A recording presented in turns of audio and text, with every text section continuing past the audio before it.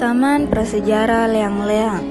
Taman Prasejarah Leang-Leang ini terletak di Kelurahan Leang-Leang, Kecamatan Bantimurung, Kabupaten Maros.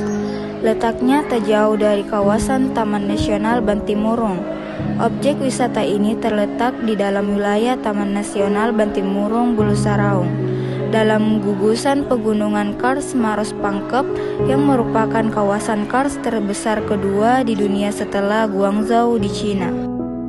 Di kawasan Leang-Leang ini, pengunjung bisa melihat langsung berbagai peninggalan jejak sejarah di masa lampau, khususnya di dua gua yang ada, yakni Leang Patae dan Leang Petakere.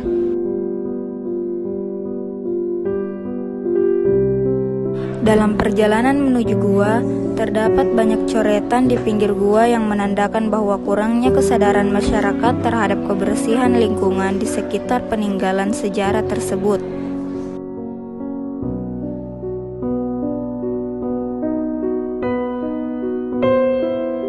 Di dalam gua tersebut terdapat cap tangan yang bertujuan untuk tolak bala atau menolak kesialan yang akan datang, dan adanya gambar cap tangan diperkirakan milik seorang anggota suku usai ritual potong jari. Ritual potong jari ini dilakukan sebagai tanda berduka atas kematian orang terdekatnya.